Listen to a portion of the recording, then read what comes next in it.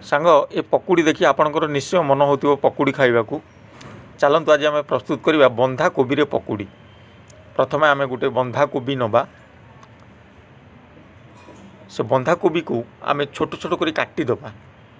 आपण ए पकुड़ी खाइबे बहुत टेस्ट लगे खायापे।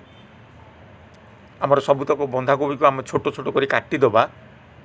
आमर काटिदेला परे आम किसी भूसंग पत्र, धनिया पत्र, कंचा लंका, अदा नवा एवं भल भाव आम पत्र को धोईदे तादेह आम भूसंग पत्र छोट छोट कर काटिदबा। कंचा लंका छोट छोट कर काटिदबा एवं धनिया पत्र को छोट छोट काटिदबा। पत्र सहित भल भाव आम मिसईदबा।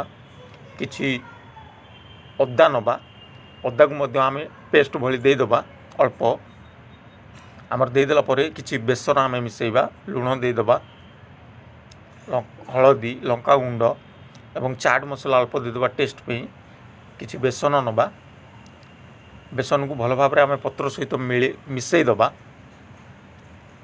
आमर भल भाव बेसन मिसीगला परे आम अल्प पानी देदबा। जोटा आम पकुड़ी प्रस्तुत करि परिबा सेहि भली आम पानी देदबा। तापर खाइबा सोढ़ा देदबा। ताकू भल भाव मिसई दे आम 2 ରୁ 5 मिनिट ताकू छाड़ीदबा। से समय आम तेल गरम करिबा। आमर देखिबा तेल आमर गरम हो जाइए। एबे आम पकुड़ी प्रस्तुत करिबा। आपण थरे घरे पकुड़ी प्रस्तुत करी खाइबे बहुत टेस्ट लगे खायापे।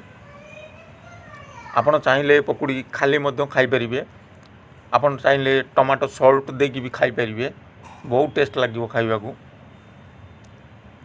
एबे आमर पकुड़ी प्रस्तुत होउची।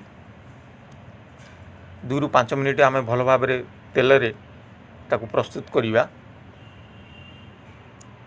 जो पर्यंत आमर पूरा टाण अंश ही आसीबो एवं बढ़िया मुसु मुसु लगे खाइबा पई। एबे आमर 2 ରୁ 3 मिनिट तो हो गलानी। कलर भी आमर बढ़िया आसीगलानी। आउ 2 मिनिट आम भल भाव ताकू तेल रे प्रस्तुत करिबा। एबे आमर पकुड़ी प्रस्तुत हो जाइए। एबे आम गोटे पात्र को काढ़ीदबा। आपण खाइबे पकुड़ी बहुत टेस्ट लगे खाइबाकू।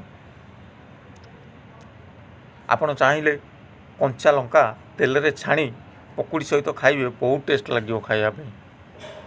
एभली आपण कंचा लंका को छाणी देबे एवं पकुड़ी सहित खाइबे बहुत टेस्ट लगे खाइबापे। एबे आमर बंधा कोबी रे पकुड़ी प्रस्तुत हो जाइए।